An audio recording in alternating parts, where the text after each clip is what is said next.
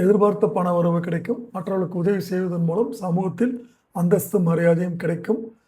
வழக்குகள் உங்களுக்கு சாதகமான நிலையில் இருக்கும். ஆரோக்கிய குறைபாடுகள் நீங்கும். எடுத்த காரியம் நல்லபடியாக முடியும். பதவி உயர்வு கிடைக்கலாம். நண்பர்கள் மூலம் உதவி கிடைக்கும். வாகனங்களை வாங்கக்கூடிய சூழ்நிலைகள் உருவாகும். பெண்களை பொறுத்தவரை உங்களது செயல்களுக்கு மற்றவர்களது ஆதரவு கிடைக்கும். கலைத்துறையினருக்கு எதிலும் கூடுதல் கவனத்துடன் செயல்படுவது நல்லது. அரசியல் துறையினருக்கு மனதில் தைரியம் உண்டாகும். மாணவர்களுக்கு கல்வியில் நன்மை கிடைக்கும். மூலம் வீண் செலவு உண்டாகும். சேமிக்க வேண்டும் என்ற எண்ணம் இருந்தாலும் அதை செய்ய முடியாத சூழலை வரும். ஒதுங்கி சென்றாலும் மற்றவர்கள் விடாத வம்பிற்கு இழுப்பார்கள். கவனம் தேவை. பூராடம் தொழில் வியாபாரத்தில் லாபம் கூடும். புதிய ஆர்டர்கள் கிடைக்கும். வாக்கு உண்மையால் வாடிக்கையாளர்களை தக்க வைத்துக் கொள்வீர்கள். உத்தியோகத்தில் இருப்பவர்களுக்கு நீண்ட நாட்களாக தள்ளிப்போன பதவி உயர்வு வர வேண்டிய பணங்கள் வந்து சேரலாம். குடும்பத்தில் எதிர்பார்த்த சுமூகமான சூழல் காணப்படும்.